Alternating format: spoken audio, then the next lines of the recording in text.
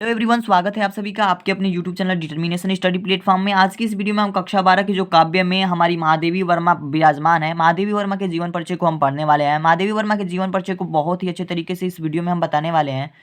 कैसे लिखेंगे इनका जीवन परिचय ताकि आपको पूरे पूरे अंक मिल जाए। तो 5 नंबर का जीवन परिचय होता है और 5 नंबर अगर आपको पाना है तो इस तरीके से अगर आप जीवन परिचय लिखेंगे तो आपको बहुत ही अच्छे तरीके से पूरे नंबर मिल जाएंगे। ठीक है, तो चलिए हम देखते हैं महादेवी वर्मा का जीवन परिचय में आपको क्या लिखना है। जीवन परिचय सबसे पहले आपको हेडिंग देनी है। हेडिंग देने के बाद से आपको जीवन परिचय में क्या लिखना है।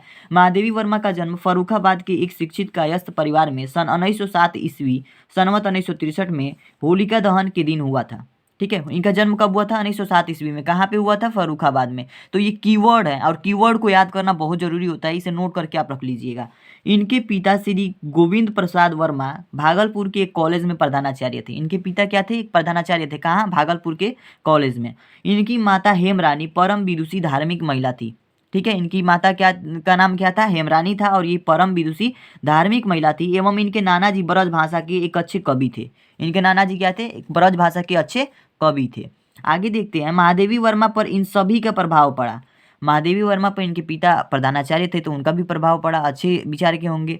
इनकी माता बहुत ही अच्छी महिला थी, धार्मिक महिला थी, तो इनका भी प्रभाव पड़ा। और इनके नाना जी स्वयं में एक कवि थे। ठीक है, तो ये भी कवित्री बनने में इनको और भी सहायता मिल गई। तो महादेवी वर्मा पर इन सभी का प्रभाव पड़ा और अंततः वे एक प्रसिद्ध कवित्री, प्रकृति एवं परमात्मा की निष्ठावान उपासिका और सफल प्रधानाचार्य के रूप में प्रतिष्ठित हुई। इन पर प्रभाव पड़ा और ये क्या हुई?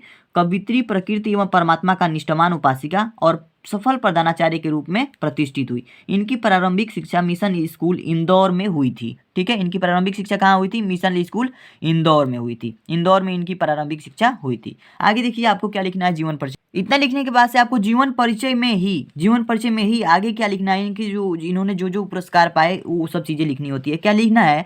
भारत के राष्ट्रपति से इन्होंने पद्म भूषण की उपाधि प्राप्त की। हिंदी साहित्य सम्मेलन की ओर से इन्हें शेक्सपियर पुरस्कार तथा मंगला प्रसाद पारितोषिक मिला। मई 1983 ईस्वी में भारत भारती तथा नवंबर 1983 ईस्वी में यामा पर ज्ञानपीठ पुरस्कार से सम्मानित किया गया।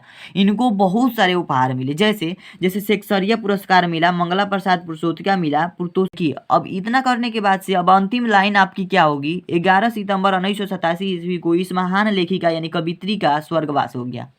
इस महान लेखिका का स्वर्गवास कब हुआ? 1987 ईस्वी में। 11 सितंबर 1987 ईस्वी में महादेवी वर्मा का निधन हो गया। ठीक है, तो ये चीज़ें, इतनी चीज़ें आपको जीवन परिचय में लिखनी है। बहुत ही आसान थी और बहुत ही कम थी, और इतनी चीज़ें लिखेंगे तो अट्रैक्ट हो जाएगा आपका एग्जामिनर और पूरे पूरे नंबर देगा। आगे देखिए, आगे थोड़ी सी और चीज़ें लिखनी है, इतनी ही चीज़ें नहीं।